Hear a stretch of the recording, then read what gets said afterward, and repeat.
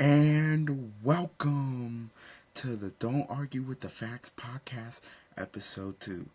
I am your host, Noah Love, and today we are going to be getting into mostly NBA free agency talk. Klay Thompson to the Lakers, I'll give you my thoughts about that. DeJounte Murray traded to the Pels, I'll give you my thoughts about that. The topic we will start with: Paul George signs a 4-year, $212 million deal to go to the Philadelphia 76ers. I'll give you my thoughts on that and why I believe Philly still won't even make the Eastern Conference Finals.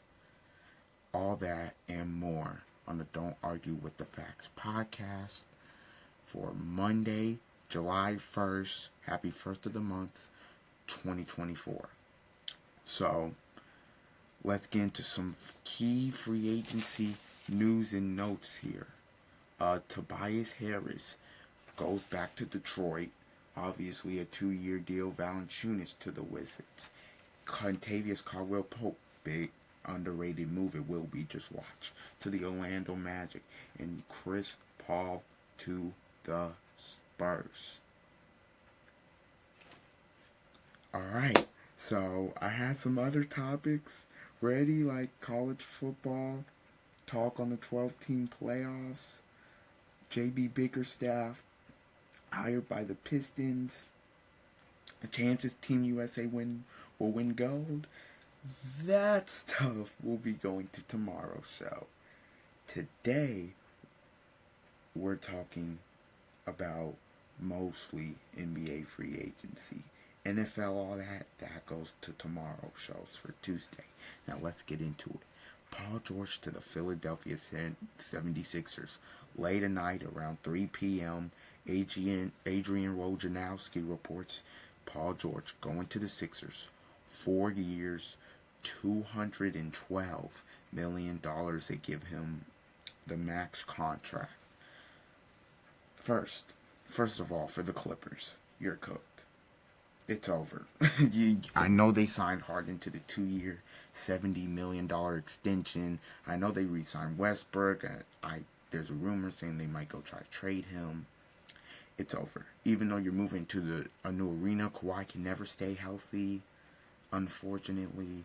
And you lose that 1-2 duo, which is probably one of the worst 1-2 duos in history, not in terms of talent, and in terms of the expectations, and in terms of what they probably should have accomplished. They should have at least won a championship. They never even made the finals in 5 years. They made it to one conference finals. Outside of that, they were bounced in either the first or second round. So, that's bad. For the Sixers, great move. Great move. You have Maxey, Paul George, and Embiid. Now, the reason I still think they won't win a championship or they won't get to the Eastern Conference Finals is because you have now 2 guys that are going to miss time. You have 2 guys that are going to miss games now. You have Embiid, who obviously can't stay healthy. And you have Paul George. Paul George is still a star player in the National Basketball Association. We know this. But Paul George is going to miss some games. That was the problem with him and Kawhi. They missed games. Paul George and Embiid are going to miss some games. They are still the third. They're the third best team in the East because of their role players. Because I don't believe their role players are good enough.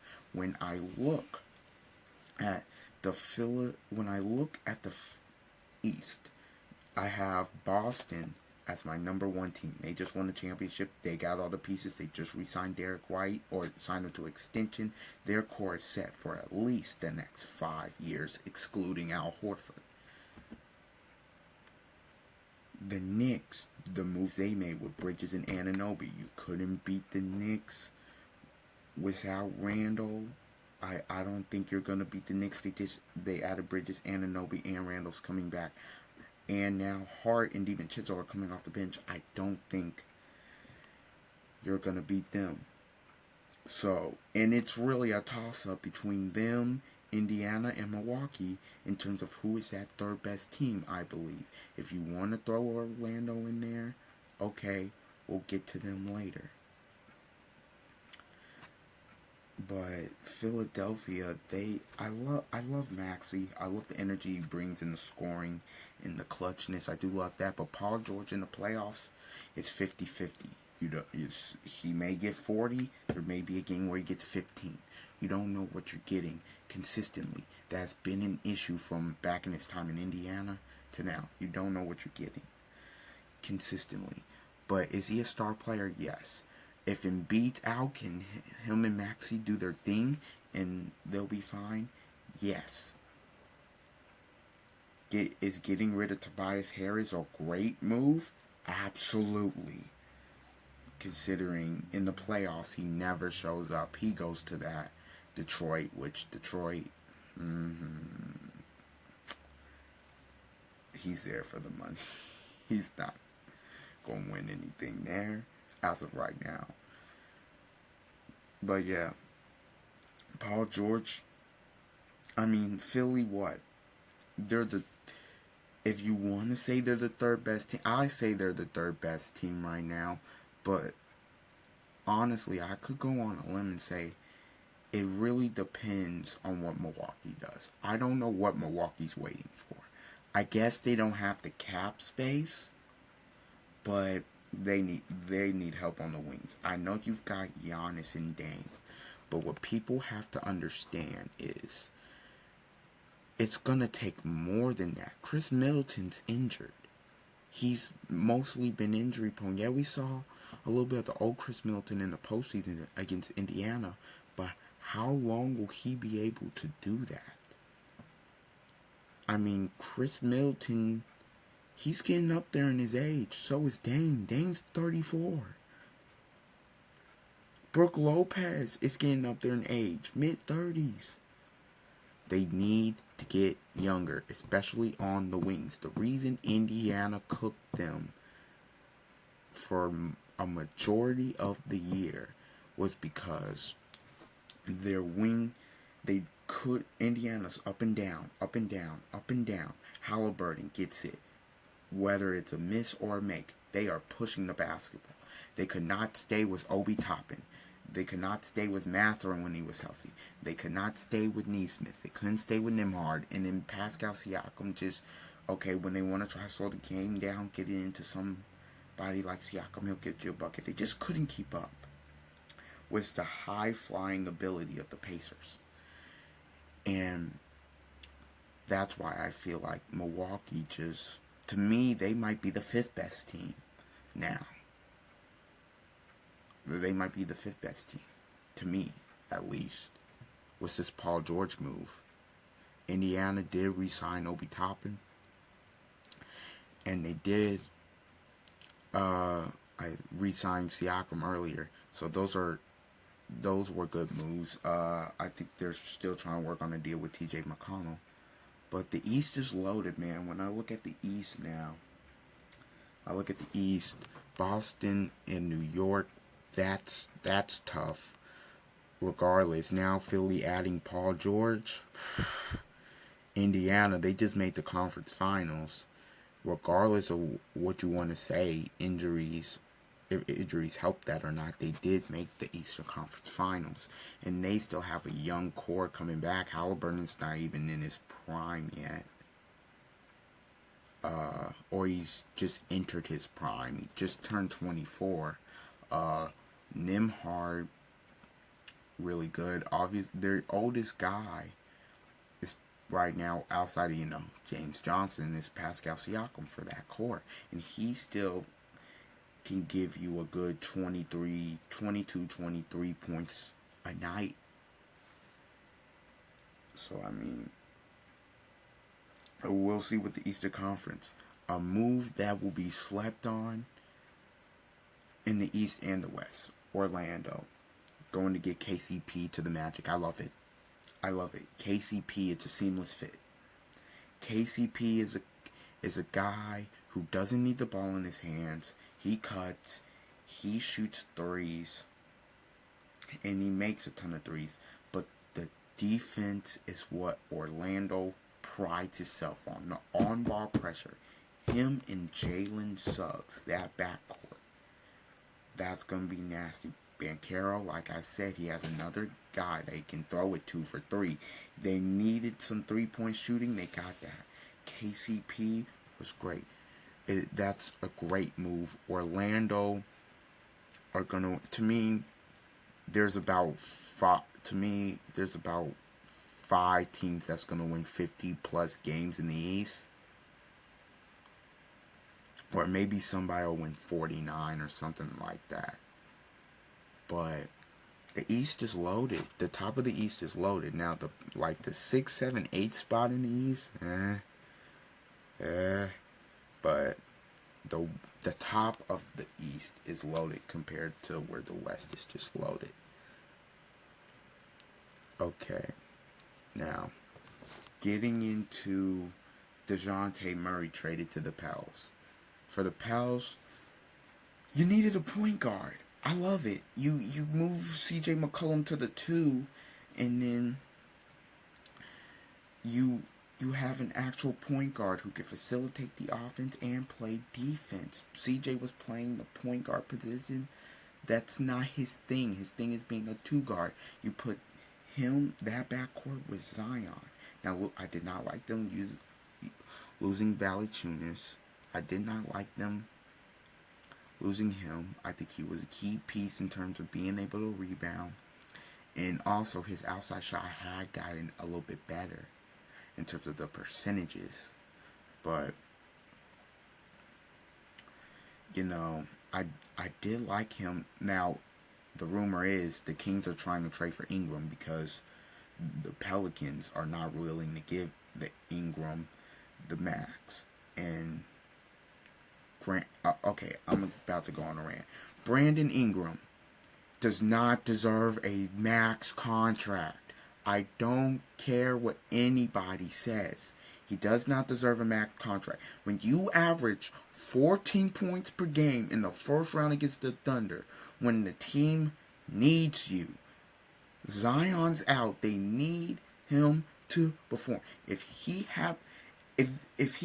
gives me 25 a game and we get swept, okay, maybe I'm willing to give you a max. Now, I'm not.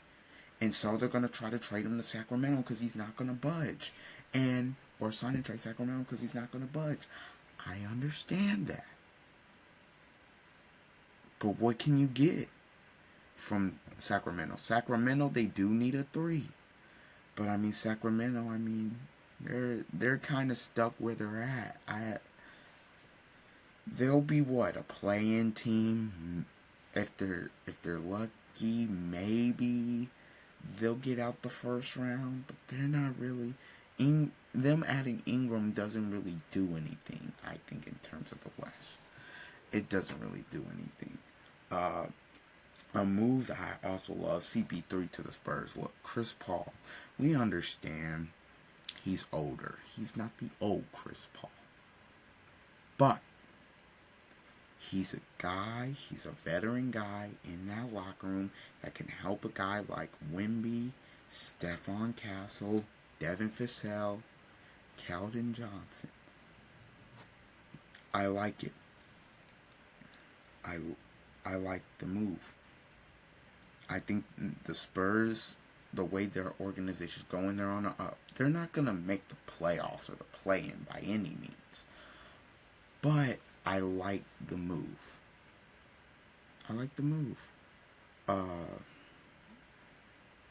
Tobias Harris to Detroit, we don't care.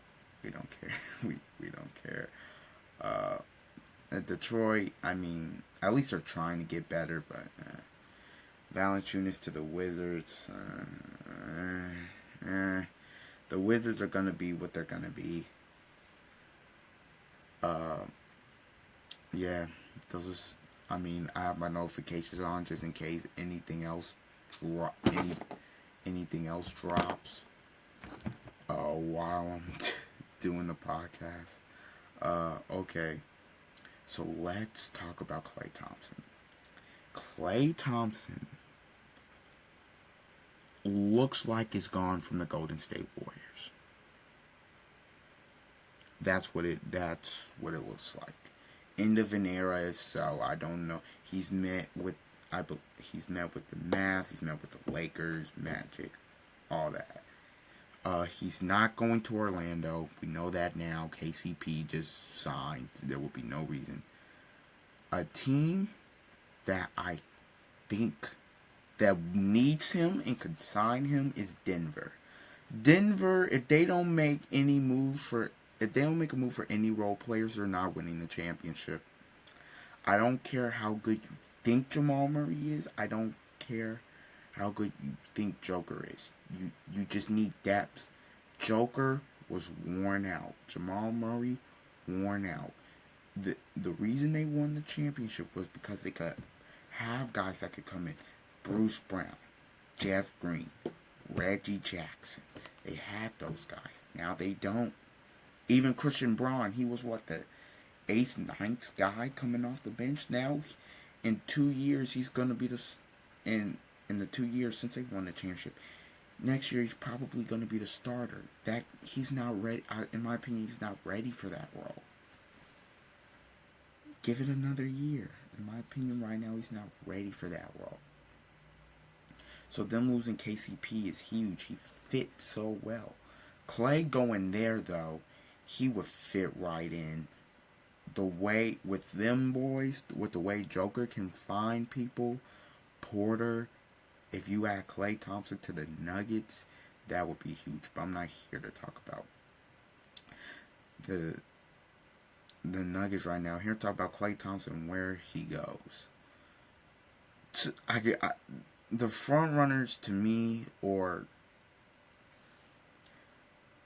the place where everybody's predicting him going, is LA.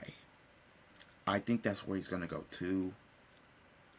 But LA adding Klay Thompson would be huge.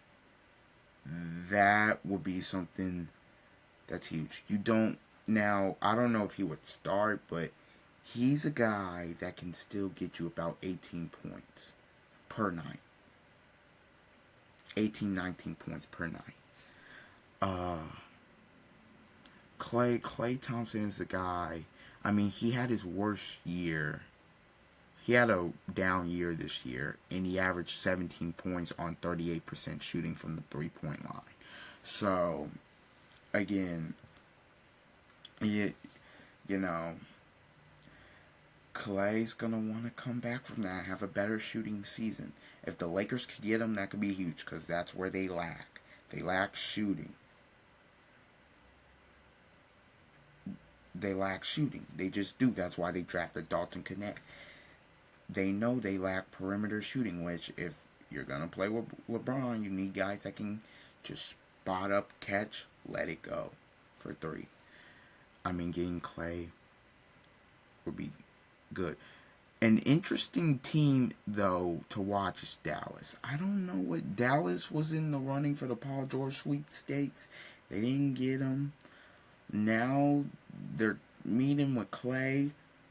I don't know if Klay is going to want to come off the bench. I think he probably wouldn't mind it if he's thinking about winning another championship. I don't think he would mind it, honestly, if he wants to win another championship. I think if you get Klay Thompson off that bench for Dallas, that's huge. That is huge. He's not necessarily going to run the second unit, but he's going to get the most shots, and he could be a prolific shooter on the second unit, because he's not going to start because Luka and Kyrie's there. But I think Klay could potentially fit well into what the Dallas Mavericks want to do in terms of winning a championship and shooting threes, and I don't think he's completely washed defensively. So I think that would be an interesting move for Klay to make. Some more news and notes. Lauri Markkanen, they want to trade him, or they potentially that could be a trade. He could be a trade piece to watch in Utah. Uh, Obviously Ingram to the Kings, that could be huge. Huge trade coming. Derek White re-signed with the Celtics. Jeez, the Celtics, man. They knew to pay him. That's a good thing. For them, some news and notes, and then what else do we have here in terms of news and notes? So you have DeRozan. He's still a free agent. I don't know what I don't know what the Bulls are doing. You want to start your rebuild. I don't know if you want to do a sign and trade with DeRozan, because I wouldn't let DeRozan go just for nothing. I think you could still get picks and stuff back for him. I don't think there's a team that would take him. But if he doesn't want to do that, you might have to let him go. Also, Zach LaVine. I mean, they tried to trade Zach LaVine to the Warriors, but that was for Wiggins and CP3. And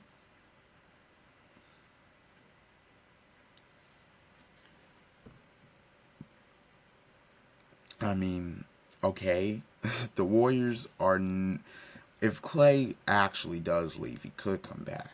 But if Clay does leave, the Warriors are not making the play. They because they have Steph Curry. I won't say they won't make the play in, but their days of competing for a chip is over. Steph will get his stats. Kuminga will get his stats, unless Kuminga just turns into a straight superstar, which I doubt. Yeah, you're in win now, and you couldn't get Paul George. Now it's looking like you're not gonna be able to get Zach LaVine. I mean, you could go out and sign DeRozan, but what does that do for you? DeRozan's not really a 3-point guy. He's more of a mid-range guy. He's more of ISO 1-on-1, so I don't even know if he would. I don't think he would even fit into what you want to do in terms of ball movement. So the Warriors are cooked. The Warriors are cooked in terms of that. Sorry, they're cooked. Just like the Heat are cooked as well if they trade Jimmy Butler. Or even if they don't, he's 35. They're going to have to trade him either this summer or let him go next summer. That's if he doesn't want to be there. But again, he's 35.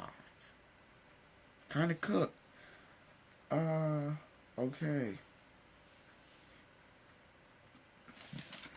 That, I mean, I don't know. Man. The Paul George move. Let's go back to that. Zap after me. The Paul George move. I want to take this from the Clippers standpoint. Okay, you're going into a new arena next year, obviously. You want to at least be able to compete and be good. You re-signed James Harden. And with the money you gave him, that told me everything I needed to know. That basically told me Paul George is gone. But now you're in a state of sort of like, they're gonna probably still be a playoff team. But if Kawhi's it really depends on how many games Kawhi plays. They'll be a playoff team, but they won't win anything. They'll be middle of the pack. So again, from the Clippers standpoint, I thought Paul George would retire a Clipper. He's now probably going to retire a Sixer. Uh, I I just don't understand letting him go and not. They said they didn't show as much desperation as they needed to. And the 5 year run, it was a failure. Let's just call it what it is. It is an extreme failure. Kawhi coming off a championship, Paul George coming off of one of the best seasons of his career, and you can't even get to an NBA Finals because Doc Rivers. We're not gonna get into Doc Rivers. That he he's not the answer in Milwaukee, by the way, Chief. He ain't the answer, Chief. Giannis, he's not the answer. Adrian Griffin, he could have fixed your defense, but we're not gonna get into all that. Yeah. So firing Doc Rivers, you get him fired, you bring in Ty Lue, you make the Western Conference Finals, but of course, what's the story? Kawhi tears his ACL, but I mean, what are you gonna do? He takes a step wrong, and what are you gonna do? The next year they come back. Paul George is out for the year. Or not for the year, but he's out for the play-in game. Kawhi was out for the year, and Paul George was out for the play-in game. They missed the playoffs. Okay, they get both of them back the next year. Both of them are injured throughout the year. Paul George injured.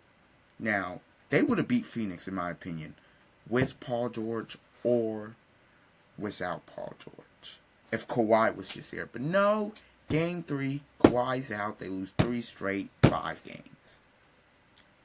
This year, they acquired James Harden. They acquired James Harden. They acquired Westbrook the last year. Everybody thinking, and the Clippers go on like a tear. They were like, I don't even know what their record was in, like, what was it, 26-2?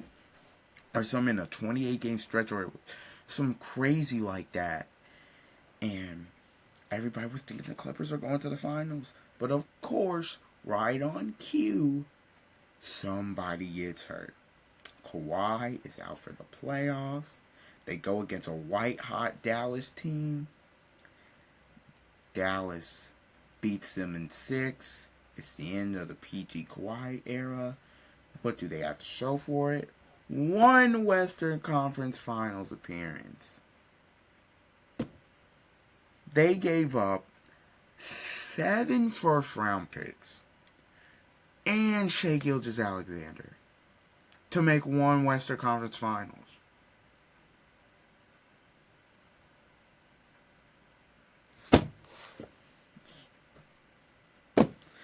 Will go down as one of the worst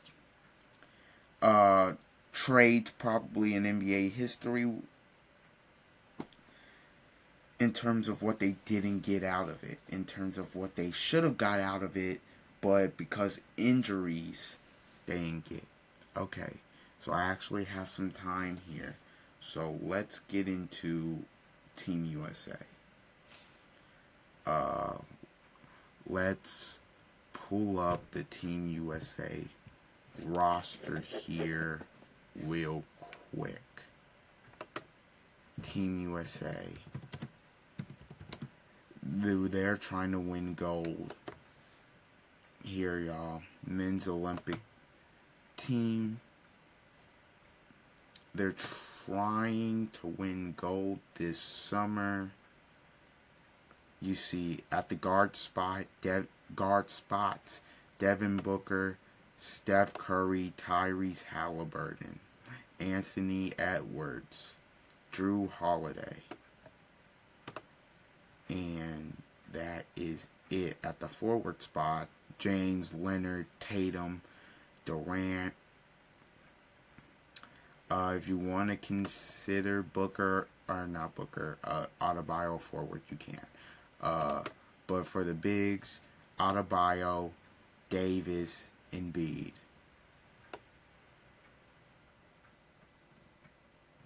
That's it. The head coach is Steve Kerr, and then the assistant coaches are Mark Few, Ty Lue, Eric Spoelstra.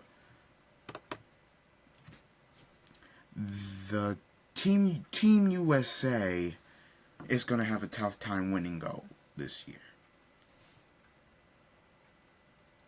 That's my opinion. Do I think they'll win it? Yes, but it'll be tougher because people have to realize the the game of basketball now, it's more international than it's ever been. And you can't just throw a team together. Because when you look at the world and just the other countries like Canada's got some ball players. They got SGA, Dylan Brooks. They've got some guys that can play. And then Giannis plays for Greece. And Jokic for Serbia. Doncic for Slovenia. Like, it is going to be so tough for them to win gold. It just is this year. I like the roster. I like the roster construction. But the other guys they're playing against, these are guys that have been playing A, professional basketball pretty much all their lives, and B, they've been playing with each other all their lives. So they already have that continuity built in where Tyrese Halliburton has never played with LeBron James. Anthony Edwards has never played with Bam Adebayo.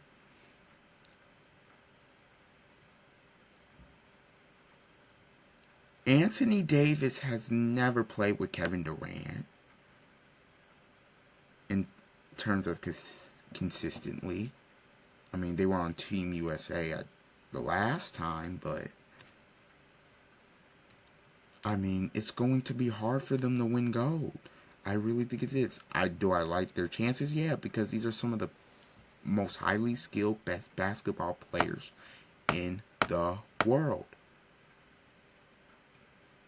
But you don't have the top two basketball players actually in the world right now. They play for other countries. So, again, I look at Team USA's chances and I say to myself, should they win gold? Probably yes. Can they win gold? Absolutely yes. Will they win gold? I don't know. I think they will, but if they got upset, I would not be shocked. It's just different. It's just international basketball is so much harder. It just is than a regular. And playing for your country is a great honor. And you also have young guys that have never done this before. Edwards hasn't played he played for when they were doing FIBA last year, but in terms of the Olympics, he hasn't done it. Halliburton, in terms of the Olympics, hasn't done it. Last year, they were at FIBA. They didn't even get gold or silver. So, they young guys like Halliburton and Edwards should use that to fuel them. Because LeBron and KD and AD, they know what it takes. So, it's an interesting mix of veterans and young up-and-coming superstars. I do like the team makeup in terms of the guards, in terms of you have defense and you have guys that are unselfish. I do like the team makeup in terms of defensively for the bigs and Davis and Adebayo. And then, the forwards with Durant and LeBron, they can just go get a bucket. So I do like where they're going. I do like the team makeup. against some of these other countries, I don't know, because they haven't played. This collection of guys haven't played together all their lives like these other countries have. So again, do I like Team USA chances? I do, but it's gonna be hard. I wouldn't be shocked if they got a silver.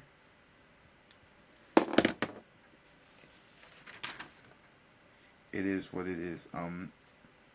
Jay, we have some time to go over this here. JB Biggerstaff hired by the Pistons. It's not going to do anything. They're still Detroit's going to be in drop coverage. They're not going to win anything. Detroit they're in purgatory. JB Biggerstaff, okay, you did well with Cleveland, but this is Detroit.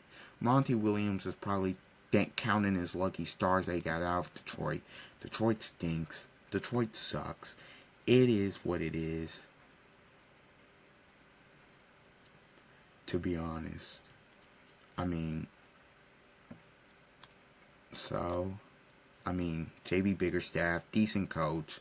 Was decent with Memphis, was decent with Cleveland, but Detroit, I don't think they're going to be able to get anything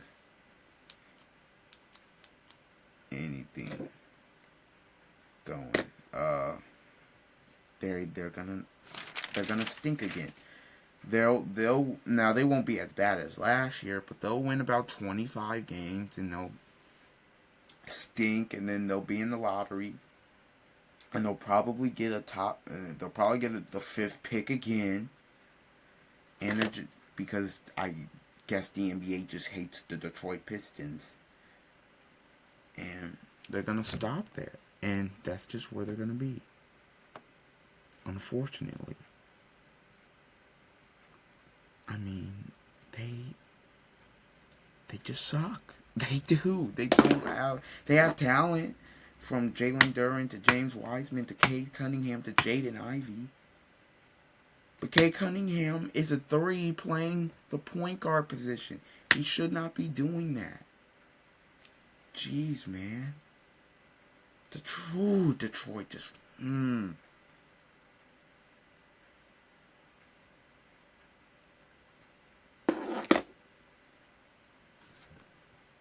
So yeah, that's really all the NBA talk. I mean, there will be bound to be more because free agency is nowhere near over. It's nowhere near over. There will be moves today, most likely. If not today, tomorrow. We will talk about those. Again, the big move of, well, I guess it's today because it was technically in the morning, but Paul George to the Sixers. Again, Paul George to the Sixers was a big move. 4-year, $212 million. Reported by Adrian Wojnarowski. Still think they'll be third.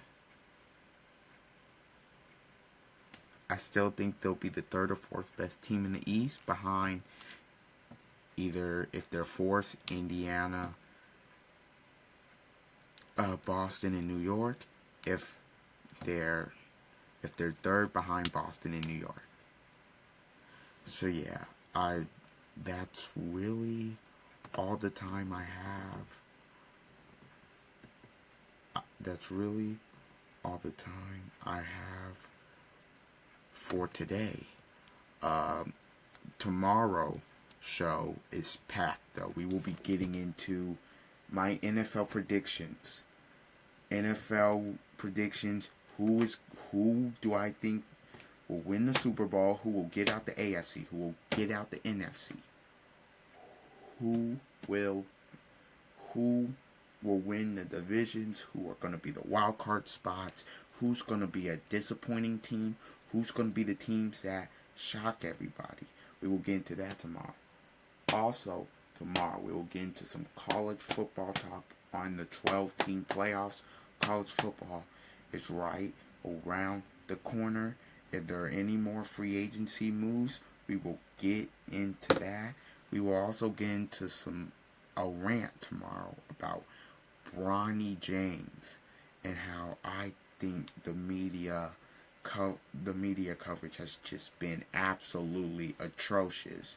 We'll get into what Nick Wright had to say about that, and that is all the time we have for today. Thank you, everybody. Thank you, everybody, for joining me today. In for this podcast, episode 2 will be coming to you tomorrow, July 2nd, 2024. I've been your host, Noah Love, and peace.